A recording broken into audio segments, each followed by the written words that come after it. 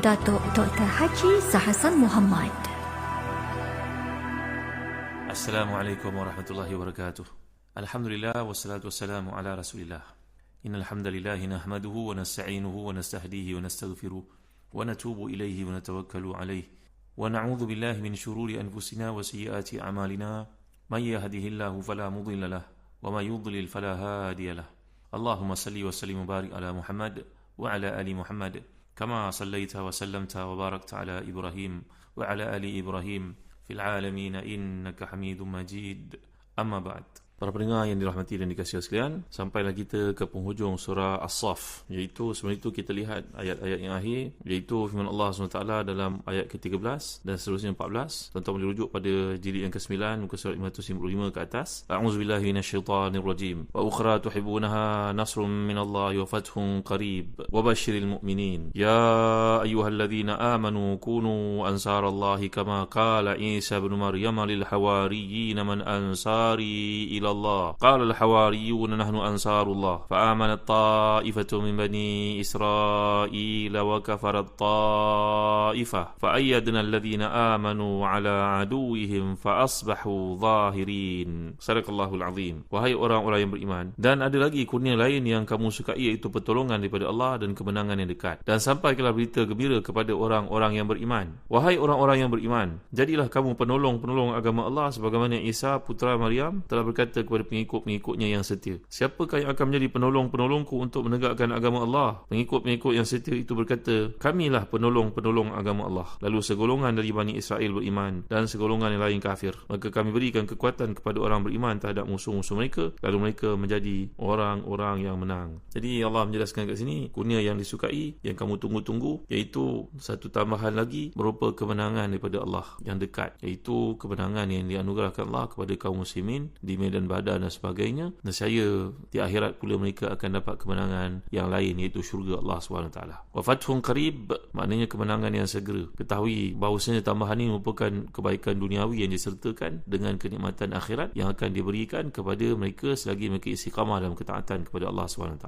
Kemudian Allah menyatakan wa basyiril mu'minin, berilah berita gembira kepada orang yang beriman. Kalau kita lihat dalam ayat-ayat yang terakhir ni, bila Allah menceritakan tentang tempat tinggal sebagai contohnya. Jadi selepas ayat yang lalu menceritakan tentang jalan keselamatan yang mesti ditempuh oleh orang beriman, iaitu kaitannya dengan surah Ali Imran ayat 185. A'udzubillahi minasyaitanirrajim. Faman zuhziha 'anil nari wa udkhilal jannata faqad faz. Siapa yang disingkirkan, diselamatkan dari neraka walaupun sedikit, ni zuhziha. Maknanya sikit sangat amal saleh yang dilakukan melayakkan dia untuk masuk syurga. Sedikit sangat kelebihan kebaikan itu banding dengan kejahatannya, maka dia akan masuk syurga. Itu nama beruntung yang amat sangat. Itu sebab dalam perniagaan yang disebut daripada awal lagi, Allah menyebut hal adullukum ala tijaratin tunjikum min azabin alim. Jadi maknanya sifir berfikir orang beriman ni very simple. Mereka melihat keberuntungan akhirat sebagai keutamaan. Maka di situ bukan berlaku penindasan hak seperti orang berniaga di dunia. Sebagai contohnya, nak untung maka dia menipu. Dia tidak menjelaskan hakikat yang sebenar. Dia nak jual kereta itu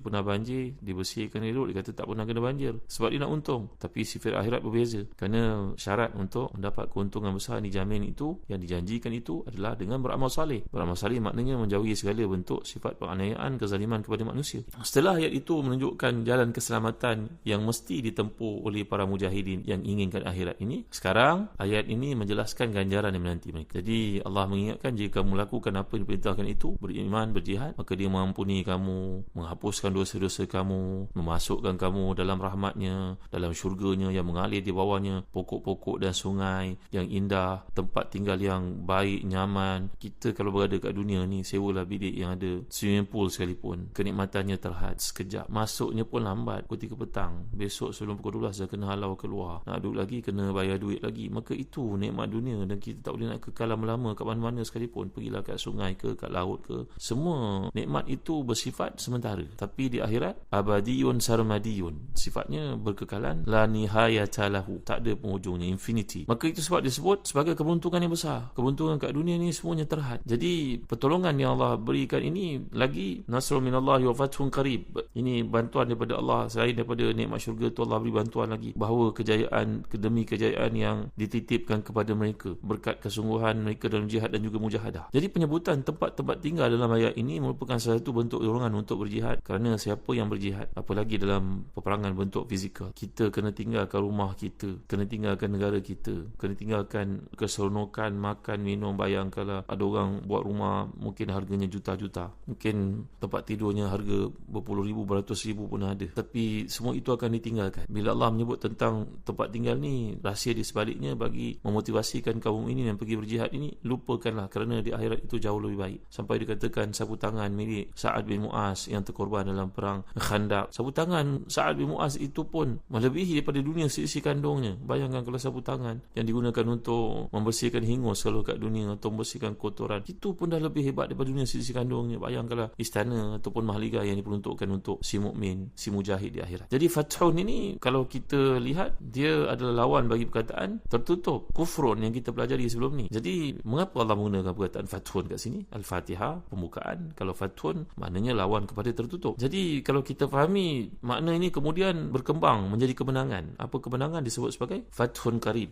Idza jaa nasrullahi wal fath. Makna fathun ini pembukaan, maknanya terbuka satu tempat yang asalnya tertutup. Dan begitu juga doa yang kita baca, Allah maftah alaina futuhal arifin. Anak-anak baca doa ni kat sekolah. Fathun kat sini maknanya irfan, maknanya ilmun, maknanya pengetahuan, ma'rifatun, dan juga bererti hidayah. Kerana hidayah juga bersifat pembukaan ataupun cahaya yang menerangi kegelapan. Jadi atas dasar ni kata yang digunakan dalam ayat berarti kemenangan masuki kota Mekah, terbukanya hati manusia dan fikiran mereka. Sampai ke hari ni, setiap hari kita melihat viral, ditularkan orang masuk Islam berbondong-bondong, kesan daripada mereka mengkaji, membaca sebagainya, kerana pembukaan ini masih terus berlaku. Jadi bila Allah menyatakan, wahai orang beriman, jadilah kamu pembela Allah, seperti mana halnya ketika Isa putra Maryam berkata kepada Hawariyun, siapakah pembantu-pembantuku menuju kepada Allah? Maka para sahabat yang setia itu menjawab, kamilah penolong-penolong Allah. Maka berimanlah segolongan di Bani Israel dan kafilah sebahagian. Maka kami mengukuhkan orang beriman itu menghadapi musuh sehingga mereka menjadi orang yang menang. Ayat yang ke-9 lalu menceritakan bahawa Allah menyempurnakan agamanya. Wallahu mutimmu nurihi, menyempurnakan cahayanya. Sampai ayat 10-11 mengisyaratkan bahawa kehendak tersebut dilaksanakan dengan golongan sukarelawan mujahidin yang mempertahankan Islam. Kemudian datang ayat ke-12-13, huraian lebih lanjut tentang nikmat dan juga ganjaran yang Allah beri kepada mereka yang berjihad. Nah, selepas penjelasan-penjelasan itu, kini Allah mengundang orang beriman untuk berjuang menolong agama Allah untuk membuktikan kebenaran iman. Ayat di atas ini menyatakan, ya ayyuhalladzina amanu kunu ansarallahi kama qala Isa bin Maryam lil hawariyyin man ansari ila Allah. Jadi ayat ini memberitahu kepada kita,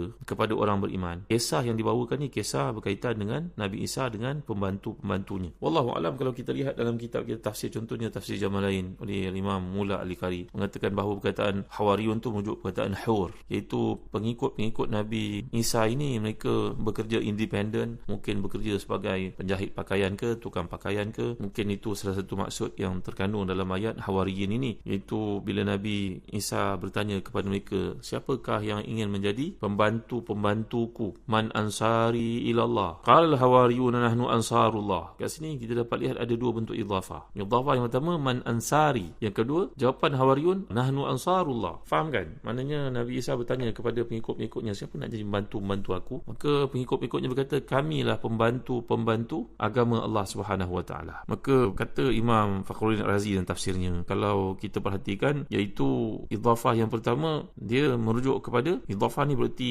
sandaran, menyandarkan yang pertama tu berbeza daripada menyandarkan yang kedua. Ansari khilaf idhafah ansarullah. Lima anna al-ma'na fil awal alladhina yansuruna Allah, wa fi thani nahnu humul ladhina yakhtassuna bi wa yakununa ma'i fi nusratillah. Dapat kita lihat perkataan ansari yang pertama, iaitu pembantu-pembantu aku. Lalu golongan ni hawariyun ni menjawab nahnu ansarullah. Jadi bila Nabi Isa bertanya kepada mereka, siapa yang nak jadi pembantu-pembantu aku? Golongan hawariyun ni menjawab, kami ingin menjadi golongan yang khusus bantuan Allah turun kepadanya. Kami nak jadi golongan yang khusus membantu agama Allah. Kami nak jadi golongan yang terpilih di sisi Allah Subhanahu Wa Taala. Nampak kan perbezaan yang digunakan di sini? Jadi ditujukan kepada orang beriman mesej ini bila Allah menyatakan kunu ansarallah, jadilah kamu pembantu agama Allah. Perintah ni boleh difahami dalam erti berjihad melawan musuh. Boleh juga difahami dalam bentuk ketabahan mempertahankan Islam. Kata Ibn Ashur bahawa perintah untuk berjihad ini yang telah pun dikemukakan mula daripada ayat ke-11 yang lalu dan kini diperintahkan lagi sekali di sini,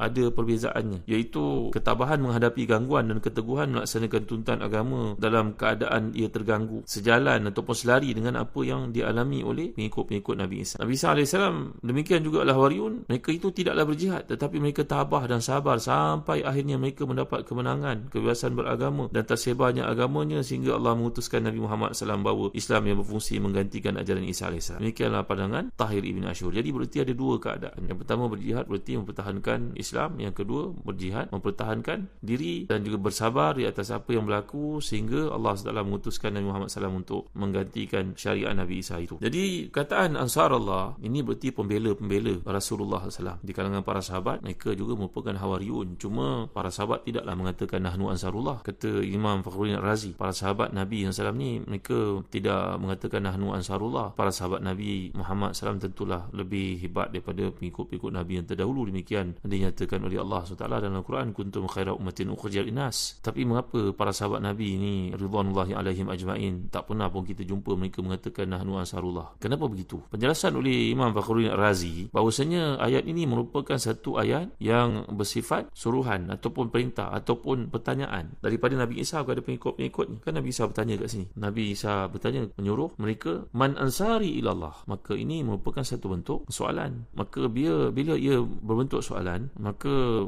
jawapannya adalah wajib. Lazim alaihim al-jawab. Kena menjawab. Sebab itu perintah soalan daripada Nabi Isa AS. Wa khitabu Muhammadin bi tariqil ilzam fal jawabu ghairu lazim, kata Imam Fakhruddin Razi. Sedangkan Nabi SAW sendiri, Nabi dalam konteks perjuangan baginda telah mengilzamkan para sahabat, bukan bertanya, memerintahkan terus. Maka datang perintah jihad di medan Ahzab, maka semua mereka tampil bersama-sama, tak ada seorang pun yang menguzurkan diri. Begitu juga kita pelajari dalam perang Khandaq, dalam perang Tabuk, walaupun ada di kalangan mereka yang menguzurkan diri dan dihukum oleh Nabi SAW. Maknanya di situ ilzam. Bila dah diilzam, dia telah diperintahkan, maka tiada pilihan, maka tak perlulah bagi jawapan sebab benda itu telah dilaksanakan. Ini berbeza daripada pendekatan Nabi Isa, iaitu baginda AS bertanya, man ansari ilallah, maka jawapan menjadi lazim. Sedangkan khitab Muhammad SAW, Nabi kita kepada para sahabat, itu bitarikil ilzam. Berbeza daripada teknik ataupun strategi Nabi Isa. Nabi Muhammad telah memerintahkan tanpa memberi pilihan kepada mereka. Kerana demikianlah ketaatan para sahabat Rasulullah SAW. Maka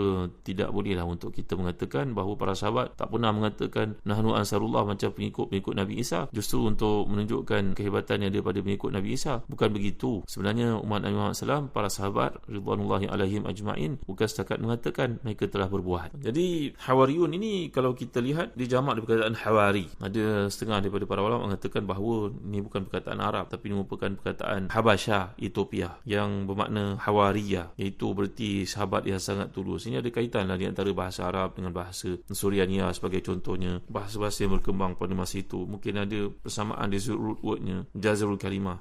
Ada juga yang mengatakan bahawa perkataan Hawari ini diambil perkataan hur. Hur ni berarti putih. Hurun ain. Maknanya bidadari itu dipanggil sebagai hurun ain. Berarti putih dan murni. Mereka namakan demikian kerana putihnya hati mereka, sucinya kalbu mereka daripada dosa dan tulusnya persahabatan mereka dengan Nabi Allah Isa AS. Apapun asal katanya, yang jelas Quran menunjuk sahabat-sahabat setia Nabi Isa yang disebut dalam tafsir Baydawi, jumlah mereka 12 orang. Jadi ayat ini memberikan isyarat bahawa Allah pasti memberi kemenangan kepada umat Islam. Begitu juga kepada pengikut-pengikut Nabi Isa. Boleh jadi kemenangan itu mereka perolehi dalam hidup mereka setelah kematiannya, maknanya mereka gigih untuk memperjuangkan syariat Nabi Isa, ataupun perkara itu berlaku selepas kemenangan Islam dan Islam membawa apa yang dibawa oleh Nabi Isa AS. Ternyata pengikut-pengikut Nabi Isa ni terbahagi kepada 3 golongan, kata Al-Imam Fakhruddin Razi. Yang pertama, firqatun qalu kanallahu, mengatakan Nabi Isa itu Allah. Yang kedua mengatakan Nabi Isa itu ibnullah, lalu Allah mengangkatnya. Wa firqatun qalu kana abdullah wa rasuluhu farafa'ahu ilaihi. Jadi yang ketiga merupakan golongan yang